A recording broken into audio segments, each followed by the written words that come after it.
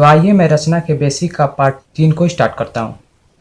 तो इस बेसिक में मैं आपको प्रकाल की मदद से समांतर रेखा की रचना करने के साथ साथ रेखा को समद्विभाजित करना भी सिखाऊंगा। तो समांतर रेखा की रचना करने के लिए सबसे पहले मुझे स्केल की मदद से एक सीधी रेखा खींच लेनी होती है। तो मैं स्केल की मदद से एक सीधी रेखा को खींच लूँगा। तो मैंने एक सीधी रेखा को खींच ली। ठीक है जी, ठीक है सर। और इस रेखा का आप कुछ नाम भी दे सकते हैं। तो मैं इस रेखा का नाम ए बी दे दूंगा। तो ये हो गया ए और ये हो गया हमारा बी। और उसके बाद मुझे समांतर रेखा की रचना करने के लिए एक प्रकाल की आवश्यकता होगी। तो मैंने एक प्रकाल को ले ली और उसके बाद मुझे इस प्रकाल की नोक को खोल लेनी होगी। तो मैं इसे खोल लूँगा। आपका जितना इच्छा करे आप उतनी प्रकाल की नोक को खोल सकते हैं। और फिर मुझे इस प्रकाल की नोक को इस ए बी रेखा के किसी एक बिंदु पर रखनी होगी। तो मैं इस प्रकाल की नोक को ए बी रेखा के इस बिंदु पर रखूँगा। तो मैंने इस प्रकाल की नोक को ए बी रेखा के इस बिंदु पर रख ली। और उसके बाद मुझे यहाँ पर एक चाप सी लगा देनी है। तो मैंने एक चाप सी लगा दी। और फिर मुझे इस प्रकाल की नोक को इस बिंदु पर रखनी होगी। तो मैं इस प्रकाल की नोक को इस बिंदु पर रख लूँगा। और फिर मुझे यहाँ पर एक चाप सी लगा देनी होती है। तो मैं एक चाप सी लगा दूँगा। ठीक है सर, ठीक है। और उसके बाद आपको इस पॉइंट को गाढ़ी कर लेनी होगी। तो मैं इसे गाढ़ी कर लूँगा। और मैंने प्रकाल की नोक को जहाँ पर रखकर इस चाप की रचना की थी उस पॉइंट को मुझे गाढ़ी कर लेनी होगी। तो मैं इस पॉइंट को गाढ़ी कर लूँगा। और फिर मुझे इन दोनों पॉइंट से गुजरती हुई एक सीधी रेखा को खींच लेनी होगी। तो मैं स्केल को ले लूँगा और इन दोनों पॉइंट से होते हुए एक सीधी रेखा को खींच लूँगा। तो मैंने एक सीधी रेखा को खींच ली। और फिर मुझे इस प्रकाल की नोक को इस रेखा के किसी दूसरे बिंदु पर रखनी होगी। तो मैं इस प्रकाल की नोक को इस रेखा के इस बिंदु पर रखूँगा। तो मैंने इस बिंदु पर इस प्रकाल की नोक को रख ली। और फिर यहाँ से मुझे एक चाप सी लगा देनी होगी। तो मैं यहाँ पर एक चाप सी लगा दूँगा। ठीक है जी, ठीक है सर। और उसके बाद ये जो कोण बनी है उसे मुझे प्रकाल की नोक से माप लेनी होगी। तो मैं इस बिंदु पर इस प्रकाल की नोक को रखूँगा और मैं थोड़ा सा प्रकाल को खोलूँगा। तो ये हमारी माप हो गई। तो मैंने इस कोण को इस प्रकाल की मदद से माप ली। और माप लेने के बाद फिर मुझे इस प्रकाल की नोक को इस बिंदु पर रखनी होगी। तो मैंने इस बिंदु पर इस प्रकाल की नोक को रख दी। और फिर मुझे यहाँ से एक चाप सी लगा देनी होगी। तो मैंने एक चाप सी लगा दी। ठीक है सर, ठीक है। और उसके बाद इस बिंदु पर मैंने प्रकाल की नोक को रखकर इस चाप की रचना की थी। तो मुझे इस पॉइंट को गाढ़ी कर लेनी होगी। तो मैं इस पॉइंट को गाढ़ी कर लूँगा। और फिर मुझे इस पॉइंट को भी गाढ़ी कर लेनी होगी। तो मैं इस पॉइंट को भी गाढ़ी कर लूँगा।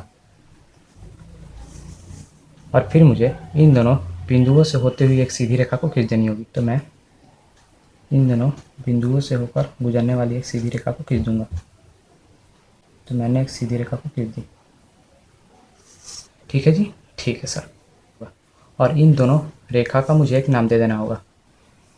तो मैं इस रेखा का नाम x और y दे दूंगा। और इस रेखा का नाम x डैश और y डैश दे दूंगा। तो अब एक्स वाई समांतर है एक्स डैश वाई के। यानी कि मैंने एक समांतर रेखा को प्रकाल से रचना करने को सिखा दिया। तो आप इसी प्रकार प्रकाल द्वारा किसी भी समांतर रेखा की रचना कर सकते हैं।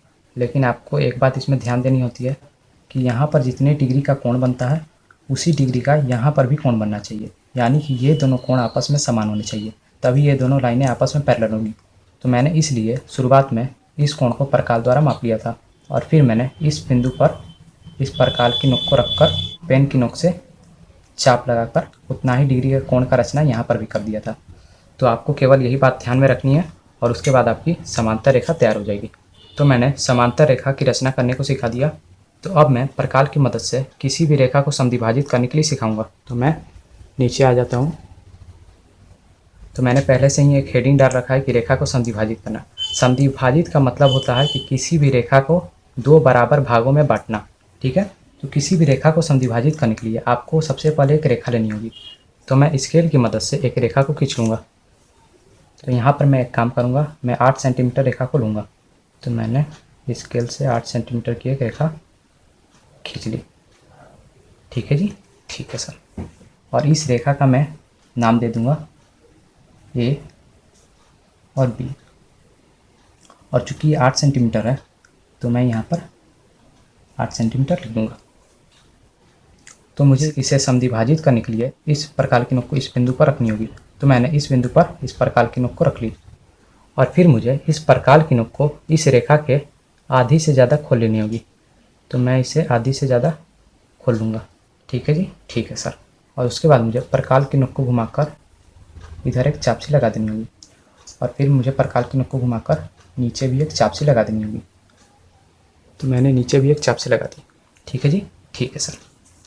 और फिर मुझे इस प्रकार की नोक को बी बिंदु से हटा लेनी होगी और ए बिंदु पर रख लेनी होगी। तो मैंने ए बिंदु पर इस प्रकार की नोक को रख ली और फिर यहाँ पर एक चापसी लगा देनी होगी।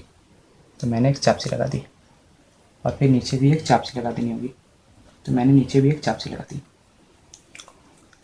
और फिर जो यहाँ पर दोनों कटिंग पॉइंट बना है, इन दोनों पॉइंटों को गाढ़ी कर लेनी होगी। तो मैं इन दोनों पॉइंटों को गाढ़ी कर लूँगा और फिर मुझे स्केल की मदद से इन दोनों पॉइंटों को मिला देनी होगी। तो मैं इन दोनों पॉइंटों को स्केल की मदद से मिला दूँगा। तो मैंने इसे मिला दी। ठीक है जी, ठीक है सर।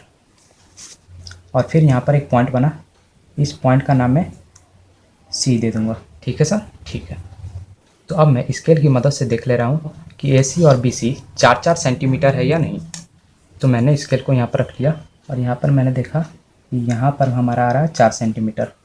तो ये हमारा पूरा 4 सेंटीमीटर है और यहाँ से यहाँ तक भी हमारा 4 सेंटीमीटर है। तो ये हो गया हमारा 4 सेंटीमीटर और ये हो गया हमारा 4 सेंटीमीटर। तो पूरा AB 8 सेंटीमीटर था और AC और BC 4-4 सेंटीमीटर होगा। यानी कि AB रेखा को मैंने प्रकार की सहायता से 2 बराबर भागों में बांट लिया, यानी कि समद्विभाजित कर लिया। तो मैंने बेसिक के पार्ट 3 में समांतर रेखा और रेखा को समद्विभाजित करना सिखा दिया। तो इसी के साथ हमारा बेसिक पार्ट 3 समाप्त होता है।